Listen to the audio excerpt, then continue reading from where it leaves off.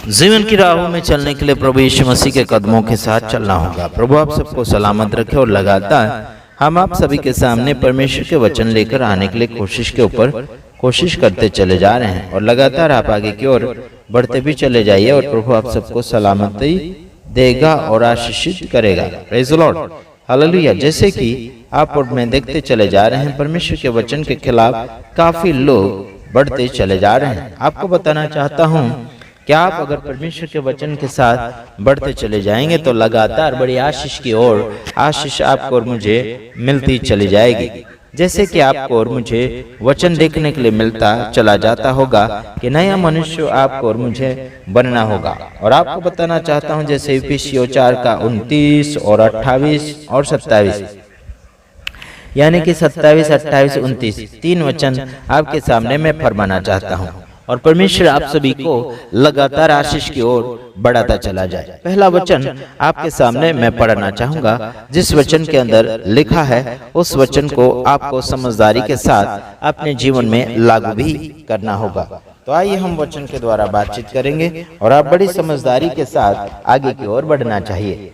तो देखते रहिएगा वचन, यानी कि पहला वचन मैं आपके सामने पढ़ूंगा इफिसियों उसका 4 अध्याय उसका यानी कि 27 वचन। ठीक है, एक एक करके हम 3 वचन को आपके सामने फरमाएंगे और बीच में कुछ बातें भी आपको समझाने के लिए हम कोशिश करेंगे और लगातार इस वीडियो को आप देखते चले जाइएगा और बड़ा ध्यान देना। इसमें लिखा है 27 वचन के अंदर, और न शैतान को अवसर दो। सीधा सर लिखा गया है कि शैतान को अवसर नहीं देना है, शैतान को मौका नहीं देना है। मतलब आजकल लोग शैतान को मौका दे रहे हैं, लड़ाई में दे रहे हैं, झगड़ा में दे रहे हैं, झूठी शिक्षा में दे रहे हैं, मारतोड़ में दे रहे हैं, लूटपाट में दे रहे हैं, लालच में दे रहे हैं। मतलब शैतान को अवसर दे रहे हैं लोग। शैतान इंसानों को इस्तेमाल कर रहा है, लालच के अंदर इस्तेमाल कर रहा, लड़ाई के अंदर इस्तेमाल कर रहा, व्यभिचार के अंदर इस्तेमाल कर रहा, लूटपाट के अंदर इस्तेमाल कर रहा, कलिशा के अंदर बहुत ही अलग अलग प्रकार से भेदभाव हो रहा है। मेरे पास रिपोर्ट आता है कि आशीष ऐसा ऐसा हो रहा है चर्च में। काफी मेरे पास महाराष्ट्र से भी रिपोर्ट आया है कि वहां का एक गायक है, वो कई अलग अलग गांव में या फिर अलग राज्य में जाता है, तो टीम के साथ जाता है तो कुछ पैसे नक्की किया जाता है ना, दाम नक्की किया जा रहा है। आज आराधना सभा चलाने वाले, आराधना लीडिंग करने वाले शैतान को अवसर दे रहे हैं, आराधना को भी बेच रहे हैं, समय बेच रहे हैं, अपनी एक्टिंग या फिर अपना वरदान बेच रहे हैं। यारो क्या कर रहे हैं? मैं तो कहना चाहता हूं कि नया मनुष्य तो अगर आपको और मुझे बनना है तो आपको ईमानदारी के साथ, वफादारी के साथ परमेश्वर के वचनों के अनुसार चलते चले जाना चाहिए। यहाँ लिखा है कि और न शैतान को अवसर दो। मेरे यारों, शैतान को अवसर देने की आवश्यकता नहीं है ना। आज परमेश्वर को लोग अवसर नहीं देते हैं, परमेश्वर को मौका नहीं दे पा रहे हैं। आपके और मेरे जीवन में परमेश्वर सुधारा कर ले, आपके और मेरे जीवन में परमेश्वर आशीष दे दे। ऐसा मौका अगर परमेश्वर को आप दोगे तो अब आप आत्मिक जीवन में आशीष पाओगे। लेकिन आप आशीष पाने के लिए किसी आशीषित सेवक सेविका के पास जाते हैं, है ना। चमत्कार पाने के लिए आप लोग चमत्कारी पास्टरों के पास जा रहे हो, चमत्कारी रेवरेंड बिशप के पास जा रहे हो, है ना। क्या आप और मैं चमत्कार नहीं पा सकते परमेश्वर से? मेरे यारों, आप और मैं भी चमत्कार पा सकते हैं, लेकिन आप और मैं क्या करना चाहिए? परमेश्वर को अवसर देना है, शैतान को अवसर मत दो। आपके विरोध में अगर कोई बोलता है तो सामने जाके हमला मत करो, सामने जाके बदला मत करो, सामने जाके उसके ऊपर केस मत ठोको। लेकिन आज लोग कर रहे हैं, है ना, लड़ाई के बदले लड़ाई, बदले के बदले बदला, है ना, बुराई के बदले बुराई हो रहा, ऐसा ही हो रहा। मैं काफी बड़े बड़े रेवरेंड बिशप को परख चुका हूं और परखना बहुत बाकी है। फिर लोग बोलते आशीष न्याय मत करो। अरे भाई, जो शैतान को अवसर दे चुके हैं उनको हम वहां से निकालना चाहते हैं, उनको याद दिलाना चाहते हैं कि हम कौन से लोग हैं। आइए देखते हैं, है ना। आप देखते हैं इफिसियों 4 का 28 वचन में पढ़ रहा हूं।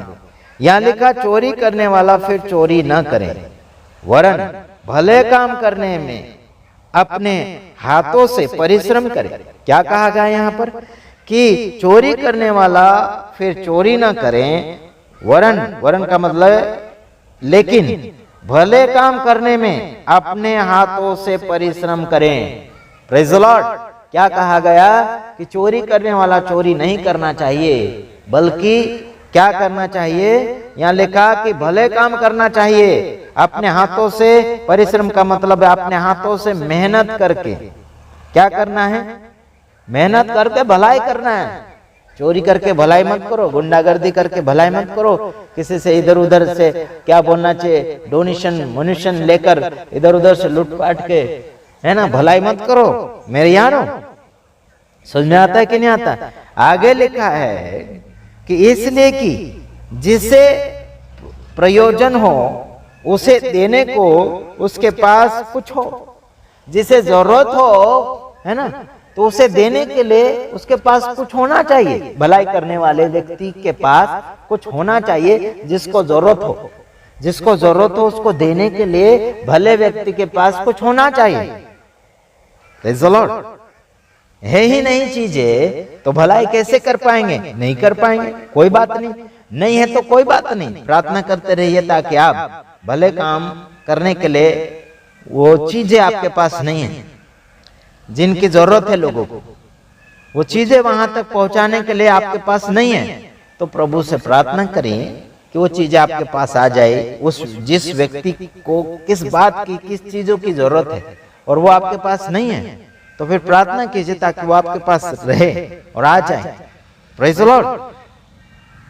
ये शिक्षा उन लोगों के लिए चल रही है, भले व्यक्ति के लिए, नए व्यक्ति के लिए, नए मनुष्यत्व के लिए, जो यीशु मसीह के साथ जीना चाहते हैं और यीशु मसीह में जी रहे हैं, उन लोगों के लिए बातचीत में कर रहा हूं आज कि नया व्यक्ति मसीह में आने से व्यक्ति चोरी नहीं करेगा, है ना, वो लुटेगा नहीं, लेकिन भलाई करेगा।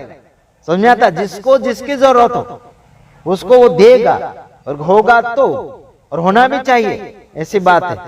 लेकिन होने के बावजूद भी लोग नहीं दे पाते, है ना। यहाँ लिखा कि अपने हाथों से परिश्रम करना चाहिए भलाई करने के लिए, है ना।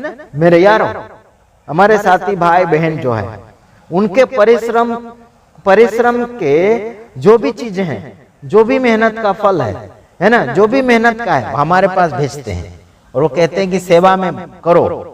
कुछ लोग हमारे लिए देते हैं, कुछ लोग पब्लिक के लिए देते हैं, कुछ लोग गरीबों के लिए देते हैं। उनका कहना है कि सेवा फैलाओ। Praise the Lord.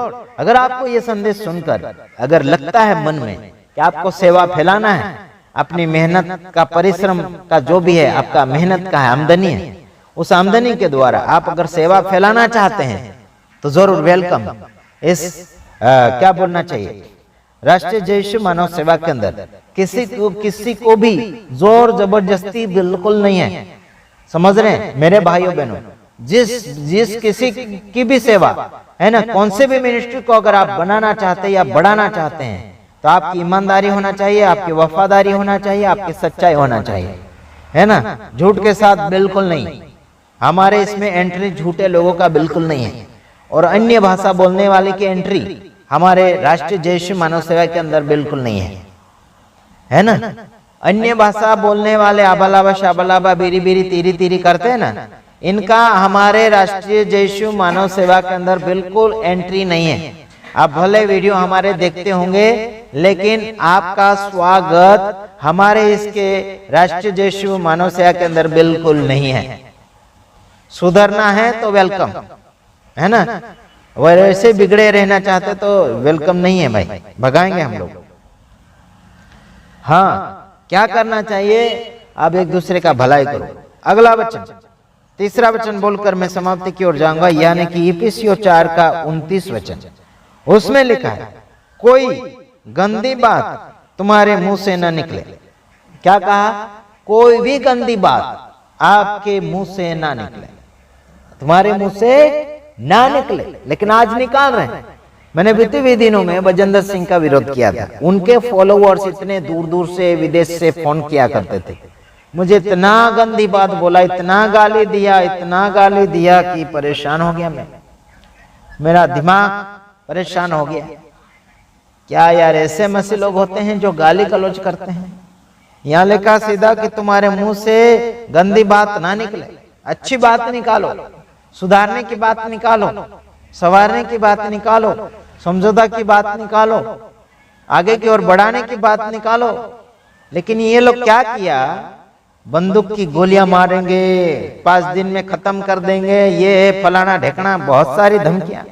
यहाँ गुजरात के भी कुछ गुंडे रेवरेंड बिशप लोग मुझे धमकियां दिला रहे थे, किसी को फोन करवा, बोलते नाम निशानी मिटवा देंगे, रूम मालिक को धमका के रूम खाली करवा देंगे, ऐसा करके मुझे बोल रहे थे।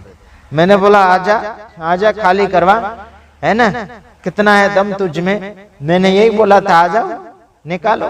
बोलता था 5-6 दिन में आपका पूरा सुपड़ा साफ हो जाएगा, ऐसे करके मुझे बोल रहे थे लोग, है ना। 5-6 दिन में खाली करवा देंगे, रूम खाली करवा देंगे, ऐसे करके धमकियां दे रहे थे। यारो, ये जो धमकी देने वाले हैं ना गुंडे लोग, ये प्रभु के नहीं हो सकते हैं। ये जो है ना, प्रभु के नाम से बस पेट भरने आ गए, नाम कमाने आ गए, पैसे कमाने आ गए, है ना। लेकिन प्रभु का गुण अगर ढूंढने जाए उनके अंदर, तो आपको ना के बराबर मिलेगा, ना के बराबर, मतलब है ही नहीं। नफरत के ऊपर नफरत, दुश्मनी के ऊपर दुश्मनी बढ़ाएंगे, है ना। एक मध्य प्रदेश का था पास्टर, वो भी कहता था कि आज से हमारी दुश्मनी चालू हो गई, है ना। वो आराधना करता है, नाचता है, कूदता है इधर उधर, खेती में, जंगल में, जहां वहां नाच गाना करते हैं, है ना। तो ऐसे लोग होते हैं जो बस नाम के होते हैं पर काम के नहीं होते। तो आपको सावधान होना है।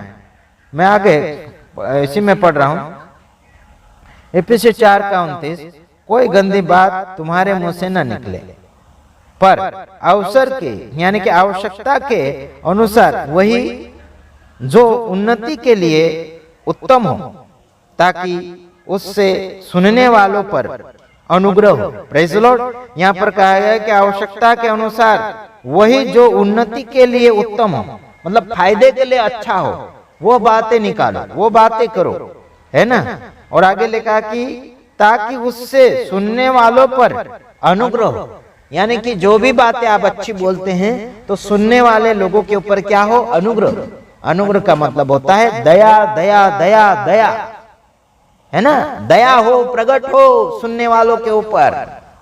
Praise the Lord. अगर सुनने वालों के ऊपर दया जाएगी तो वो दया करना सीख जाएंगे।